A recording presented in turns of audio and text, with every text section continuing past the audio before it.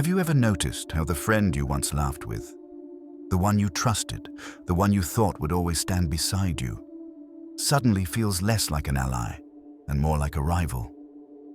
It doesn't happen overnight. It begins quietly, almost imperceptibly, like a subtle shift in the atmosphere. At first, you don't notice, but one day you realize the warmth of friendship has been pierced by the cold edge of comparison. It often starts small. A new job, a promotion, a relationship that blossoms while yours falters. A milestone achieved, a house, a wedding, a child. Outwardly, you celebrate with them. You clap, you smile, you say all the right words. But deep down, something else stirs. Carl Jung once wrote, "The greatest conflicts are not between men, but between man and himself." And here, that is exactly what unfolds. What takes root is not a battle between two friends, but a battle within one's own psyche. That friend has become, without meaning to, a mirror. And in that mirror, you don't just see them, you see yourself. Their success reflects not only what they have gained, but what you feel you have not. This is the poison of comparison.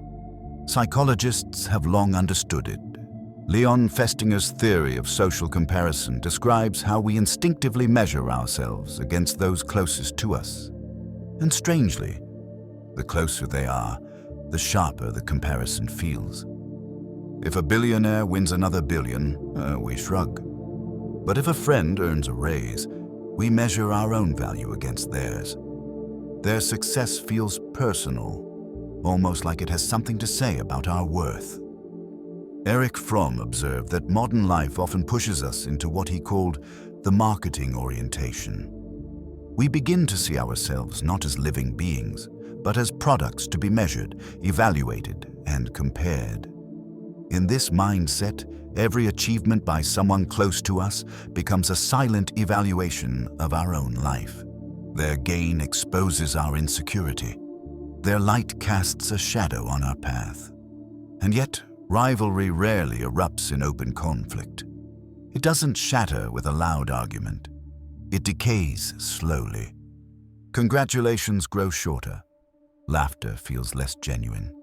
Silences stretch longer. The friendship still looks intact on the surface, but beneath it, something is corroding. Carl Rogers once said, "When someone really hears you without passing judgment, without trying to take responsibility for you, without trying to mold you, it feels damn good."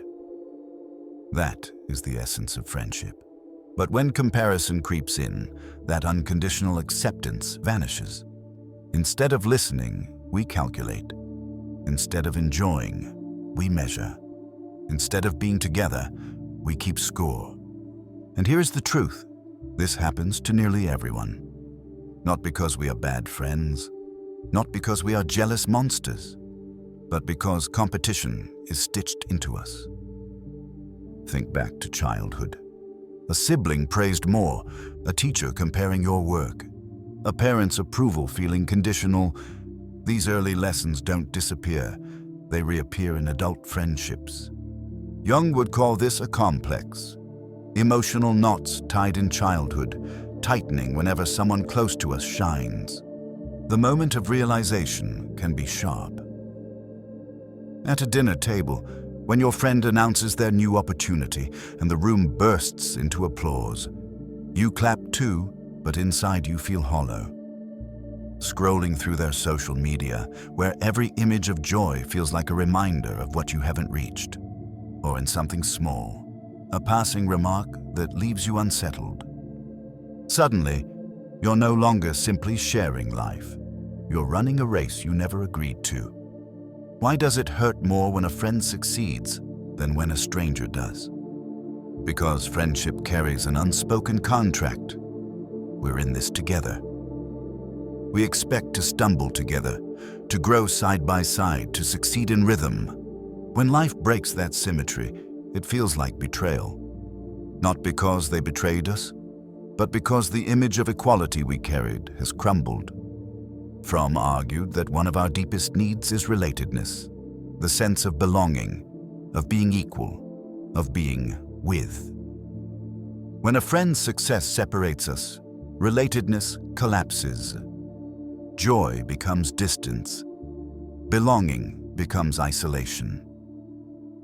The paradox is this: we almost never confess it. We keep the mask on. We clap louder, smile wider, post kind words under their photos. But resentment grows. And as Jung warned, what you resist not only persists, but grows. By refusing to admit rivalry, even to ourselves, we feed it. The mask meant to protect the friendship becomes the thing that corrodes it. If you've ever felt this, pause for a moment. Think of a friend you once felt completely aligned with. Has there ever been a subtle sting of comparison? If so, you're not alone. This is not shameful. It is deeply human. The real danger lies not in the rivalry itself, but in denying it. Here's a small invitation. If you've been there, write it down. Name it. And if you feel safe, share 3 words in the comments. I've been there. Not to deepen your pain, but to loosen the silence. To know that others have felt it too is already a step toward healing. And so, we are left with the question: are we destined to measure ourselves against those we love most? Or is there another way? A way to transform rivalry into something that strengthens rather than destroys? That is where we go next. So why does this shift happen at all? Why do friendships, which begin with closeness, sometimes twist into hidden rivalries? The answer runs deeper than jealousy. It lives in the architecture of the human psyche itself. At the heart of it is comparison. We compare constantly, often without realizing it, and most intensely with those closest to us. Psychologist Leon Festinger proposed that comparison is not an accident. It is how we build our sense of self. We measure our achievements, our appearance, even our happiness against the people in our immediate circle. So when a friend succeeds, it doesn't just shine a light on their path. It casts a shadow on ours. But comparison alone doesn't explain the sting. Beneath it lies something older, something rooted in family. Carl Jung described the complex as an emotional knot tied in childhood. These knots don't simply vanish as we age. They wait, dormant, until life tugs on them. When a friend achieves something, it often tugs on the very same strings once tied by parents, siblings, or teachers. If your sibling was praised more, your friend's success can echo that pain. If love felt conditional in your childhood, a friend's milestone can awaken that fear. If you were compared relentlessly at home, friendship becomes another arena of measurement. The rivalry is not really with the friend. It is with the ghosts of childhood. Think of a child who grows up hearing, "Why can't you be more like your brother?" Years later, that child grows into an adult. They meet a close friend. The friend buys a home, starts a family, excels at work. On the surface, they are 2 adults, but deep inside, the old comparison is replaying. The adult is still that child, hearing the same message, "Why can't you be more like them?" This is the cruel trick of complexes. They drag the past into the present. Erich Fromm once wrote that in modern society, we are consumed with having rather than being. Friendship is no longer just about presence. It becomes about achievement. Who has more? Who is further ahead? Who is winning? And this is where rivalry quietly infects even our most intimate bonds. But the truth is, not all rivalry is destructive. Sometimes it pushes us to grow, to improve, to reach higher. Carl Rogers believed in the actualizing tendency, the innate drive in every human being to grow towards their potential. Sometimes, a friend's success becomes the spark that activates our own. The danger comes when rivalry does not inspire, but corrodes. When instead of saying, "If they can, maybe I can too," we whisper, "If they can, I am less." That is when the comparison stops being fuel and starts becoming poison. The decay often shows in small, quiet ways. You notice yourself withholding good news, afraid it will trigger their pride. You scroll past their posts quickly, unable to look too long. You hesitate to call them, knowing the conversation will leave you unsettled. Friendship shifts from connection to calculation, from joy to accounting, and yet few of us ever admit it. Jung warned that what we refuse to face within ourselves will appear outside, often in distorted ways. If we deny the rivalry, it leaks out anyway. In sarcasm, in subtle distance, in the weight of silence. The mask of friendship remains, but underneath, something vital has already fractured. Here's the part we don't like to acknowledge. Rivalry among friends is not an exception. It is the rule. Almost everyone experiences it at some point. Think of your own life. Was there a friend whose success left you uneasy? Someone whose happiness seemed to underline your lack? A moment when their achievement felt like your failure? If so, you are not alone. It does not mean you are cruel or envious or unworthy of friendship. It means you are human. But here's the turning point. Recognizing it is the first step toward transforming it. By naming the rivalry, we rob it of its power. By admitting, "Yes, I felt this," we loosen the knot. This is why communities matter. Speaking it aloud dissolves the shame. So I invite you, as you listen now, to pause. If this resonates, even a little, let it sit with you. And if you feel called, share in the comments below just 3 words. I've been there. Not to expose your wound, but to take the first step in owning it. Because here's the question we must ask. If rivalry is inevitable, what do we do with it? Do we let it poison the friendship? Or can it be transformed into something else? A source of growth, a deeper connection, a doorway to healing. That is where we turn next. If this journey eases something inside you, stay with us. Subscribe, and each step will bring a little more clarity. Thank you.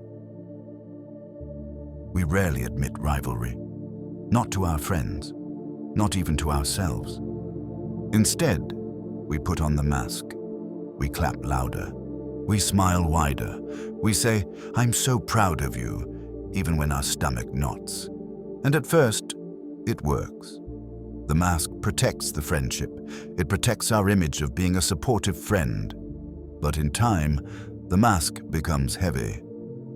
Carl Jung once observed that until you make the unconscious conscious, it will direct your life and you will call it fate.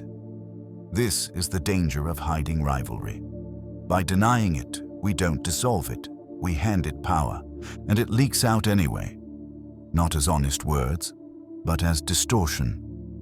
In sarcasm, the little jokes that sting more than they amuse. In silence, when we withhold praise because it feels too costly. In absence, when we avoid their calls or stop showing up. In performance, when we say the right things but mean none of them. On the surface, the friendship continues. The coffee meetings, the photos together, the polite congratulations. But underneath, the air is thick. And both people feel it, even if neither speaks it. Carl Rogers emphasized authenticity as the foundation of real connection. For him, congruence, the alignment between what we feel inside and what we express outside, was essential. When rivalry creeps in, congruence collapses. The outside smile no longer matches the inside ache. And the friendship, once a place of honesty, becomes a stage. Think about your own life. Have you ever felt it? A friend shares their news and you clap. But a small part of you wants the spotlight back. You listen to their joy, but you are half inside your own mind, calculating the difference between your path and theirs. You smile at their photos, but each one feels like a quiet reminder of your own delay. And yet, you never say it, you never name it. This is the mask. Erich Fromm described how modern humans often live in a state of alienation, not only from each other, but from themselves. We split our true feelings from the ones we show until life feels hollow. Friendship, when rivalry is hidden, becomes another place of alienation. You are there, but not really there. Present, but divided. Here is the tragedy. The mask is meant to protect the friendship. But it does the opposite, because the friend senses it too. They may not know why, they may not be able to name it, but they feel the tension. The laughter sounds different, the silences stretch too long, the eye contact doesn't hold, and so, without ever saying a word, both begin to drift. Jung's idea of the shadow fits here. The shadow is all that we hide. Not only our darkest impulses, but also the feelings we refuse to acknowledge. Rivalry is part of the shadow. When unacknowledged, the shadow does not disappear. It projects. It shows up as irritability, distance, resentment. We think we're hiding it, but in truth, we are broadcasting it in every gesture. Imagine two friends. One has achieved a milestone, a marriage, a promotion, a creative breakthrough. The other, feeling left behind, puts on the mask. They keep meeting, keep talking, but inside, envy gnaws at them. They never admit it, not even to themselves. So the envy slips out in a comment, "Wow, you're really busy these days. Don't forget the little people." Or a laugh, "Of course you got that promotion. You've always been the teacher's pet." Small words, said with a smile. But they land heavy, and the friend feels the sting. They may not know why, but the warmth begins to cool. The mask also breeds isolation, because when you cannot be honest with a friend, you feel alone even in their presence. Carl Rogers warned that relationships without authenticity become toxic. You might still call it friendship, but it no longer nourishes.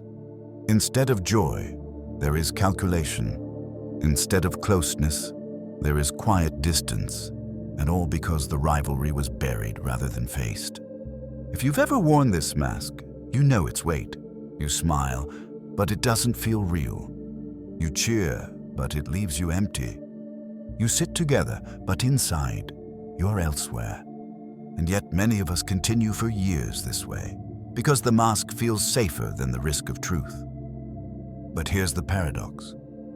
Naming it is often less destructive than hiding it. When rivalry is acknowledged, even if only to yourself, it softens. The knot loosens. The mask, though, hardens. The longer you wear it, the harder it becomes to take off. Jung's warning echoes again. What we resist persists, and often grows. So pause here. Ask yourself honestly. Have you ever smiled for a friend while hiding your ache? Have you ever clapped while part of you wished they would stumble instead? Have you ever avoided them because their presence made your own insecurities louder? If you have, you're not alone. Say it quietly to yourself. I've been there. If you wish, write it below. Not to confess guilt, but to free yourself from the mask. To know that others, too, have felt it. This is the turning point. Rivalry, left in the shadow, poisons. Rivalry, brought to light, can transform. The question is, will we let the mask destroy the bond, or will we dare to face what lies beneath it? Because the cost of silence is greater than the cost of truth. And in part 4, we'll see exactly what that cost looks like. The erosion of intimacy, the loneliness that grows in the presence of others, and the way competition slowly replaces connection.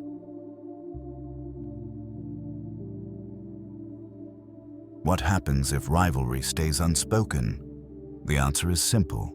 It grows. And the cost is not just the friendship itself, but something deeper, the very sense of connection that makes us human. At first, it looks like nothing has changed. You still meet for coffee. You still laugh at the same jokes. You still exchange birthday gifts. But beneath the surface, something invisible shifts. The laughter feels rehearsed. The silences feel heavier. The warmth you once felt begins to cool. Carl Jung wrote that loneliness does not come from having no people around you, but from being unable to communicate the things that seem important to you. This is the essence of rivalry's cost. You are together, but you are no longer truly with each other. The rivalry silences what is real until the friendship becomes hollow. Imagine two friends who have known each other for years. They once called each other at midnight to share secrets. They celebrated birthdays, heartbreaks, new jobs, lost jobs. But then, one begins to rise. They get promoted. They travel more. They start building the life they dreamed of. The other claps, smiles, congratulates. But each celebration feels heavier. So they begin to withdraw. They stop calling as often. They give shorter replies. They start finding excuses to avoid the next dinner. Not because they no longer care, but because caring now feels painful. This is the cost of unspoken rivalry. Friendships that end not with a bang, but with a slow fading into silence. Erich Fromm warned that when we define ourselves by possessions, titles, achievements, we drift away from being the authentic experience of life and connection. Friendship under rivalry becomes about having who has more recognition, who has more love, who has more success. But friendship was never meant to be measured. It was meant to be lived. And when having replaces being, even the happiest moments together become tense, because the scale is always present, weighing one against the other. Carl Rogers emphasized the importance of unconditional positive regard, the sense that someone values you simply for who you are, not for what you achieve. But rivalry corrodes that. Instead of acceptance, there is judgment. Instead of joy, there is calculation. Instead of presence, there is distance. And both friends feel it, even if they never name it. The cost can even go beyond the friendship. Rivalry has a way of reshaping how we see ourselves. If my friend succeeds and I cannot feel joy for them, then who am I? Am I selfish? Am I small? Am I failing at life? The rivalry not only divides the friendship, it corrodes self-image. You begin to see yourself as less worthy, less lovable, less capable. And so the pain doubles. You lose not only the friend, but a piece of yourself. Jung would say the rivalry awakens the shadow, the parts of ourselves we don't want to see. Envy, bitterness, insecurity. And when we refuse to face the shadow, it rules us from the dark. We gossip about the friend to others. We diminish their achievements in our minds. We secretly hope they stumble. These thoughts may never be spoken aloud, but they leave a stain. And every time we indulge them, the distance grows wider. Let's pause here. Think of a moment when you felt it. You were sitting across from a friend, and they shared good news. You smiled, but it felt forced. Or you scrolled past their achievements online, and instead of clapping, you felt a tightening in your chest. Or maybe you started to avoid them altogether because being near them felt like being judged. This is the quiet cost of rivalry. Not dramatic, not violent, but corrosive. Over time, the costs ripple outward. The loss of joy, what once was a source of happiness, now feels heavy. The erosion of trust. You no longer feel safe sharing your truth. The collapse of equality. One feels above, the other below. Balance is gone. The silence. Calls unanswered, meetings postponed, connections fading, and perhaps worst of all, both friends feel it, but neither speaks it. Fromm called this alienation, the state in which people live near one another yet remain strangers to each other's true selves. Rivalry is a form of alienation inside friendship. You sit together, but a wall has grown between you. The cost is not limited to friendship. It touches every corner of life. At work, you begin to measure yourself against colleagues the same way. In family, you compare your path to siblings or cousins. Even in love, you compare your relationship to others. Rivalry, once planted, spreads. It becomes a way of seeing the world, a constant measuring, a constant weighing, and soon you're no longer living your life. You're competing in someone else's. Carl Jung said, "The privilege of a lifetime is to become who you truly are." But rivalry steals that privilege. It shifts your gaze outward, away from your own journey, toward constant measurement against others. You no longer walk your own path. You run their race. And here lies the deepest cost of all. Rivalry makes us strangers, not only to our friends, but to ourselves. Because every time we compare, we betray our own uniqueness. Every time we measure, we forget that our worth cannot be weighed against another's. Think again of that friend. The one whose success you celebrated with a forced smile. The one whose presence slowly began to feel like pressure.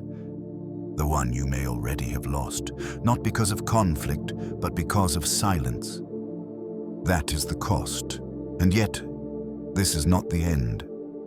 Rivalry does not have to destroy friendship. It does not have to corrode the bond. If faced honestly, it can become something else entirely. It can become growth. It can become transformation. It can even become a deeper kind of love. The kind that sees clearly, without illusion, and still chooses connection. So the question becomes, how do we get there? How do we move from rivalry that corrodes to rivalry that awakens? From poison to fuel? In the final part, we will explore this transformation, the practices and perspectives that can turn competition into growth and rivalry into a new kind of bond. So far, we've seen how rivalry creeps into friendship, how it hides behind the mask, how it corrodes joy, belonging, and trust. But the story doesn't end there. Because rivalry, if faced honestly, can be transformed. Carl Jung believed that individuation, the process of becoming whole, requires us to confront the shadow, not deny it. Rivalry belongs to the shadow, the envy, the bitterness, the insecurity. These are parts of us we'd rather not admit. But here is Jung's paradox. The very things we avoid are the doorway to growth. So how do we begin? First, acknowledge it. Say to yourself, yes, I feel envy. Yes, I feel rivalry. This does not make you a bad friend. It makes you an honest human being. By naming it, you rob it of its secrecy, and what is no longer secret begins to lose its grip. Second, reframe it. Carl Rogers spoke often of the actualizing tendency, the natural drive in every person to grow.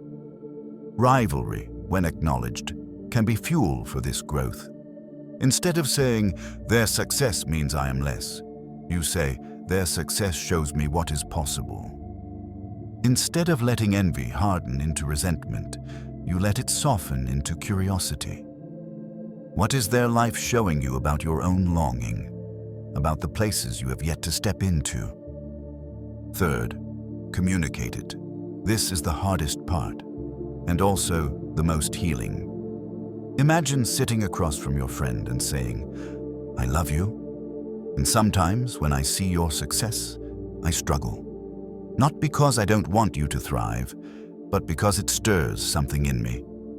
I don't want this to come between us, so I need to tell you. That kind of honesty may feel terrifying, but it is also the birthplace of intimacy. As Rogers said, that which is most personal is most universal. When you dare to speak your inner world, you discover your friend has likely felt the same, with you or with someone else. Fourth, choose being over having. Fromm reminds us that life can be lived in two modes. Having, collecting achievements, titles, possessions. Being, living authentically, sharing presence, experiencing deeply. Friendship flourishes only in the mode of being. When rivalry tempts you into having, return to being.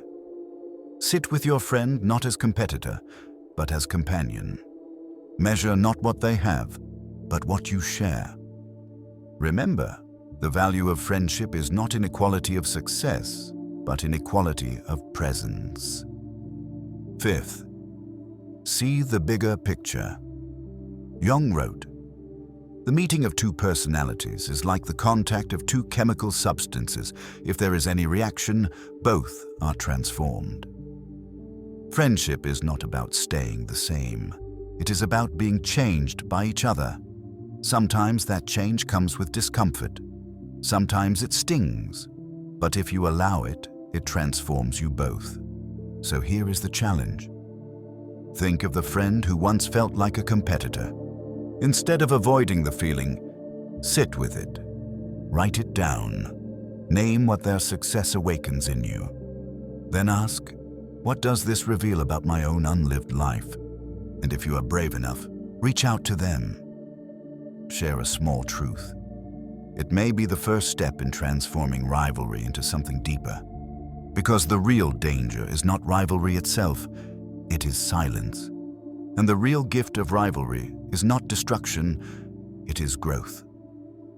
Now, as we close this story, remember this. If you've listened until now, it means you are searching for something more. You are not content to stay in the mask, in the silence, in the corrosion of friendship. You are seeking clarity. You are seeking healing. And perhaps, just perhaps, the next step is waiting in the very place rivalry was born. Because friendships are not the first battleground. Families are. The patterns we repeat with friends are often echoes of the ones first written in childhood. Rivalries among siblings. Comparisons from parents. The silent competitions that shaped our earliest sense of self. Those patterns never vanish. They simply disguise themselves in adult clothing. So here is the invitation. If this video spoke to you, don't stop here. The next one may be the key that unlocks what you've carried for years. Perhaps it will not only explain why rivalry hurts, but why you learn to measure yourself in the first place. And perhaps it will give you the light you've been searching for at the end of the tunnel. Stay with us, because the labyrinth of family and friendship has many turns, and each one brings us closer to freedom.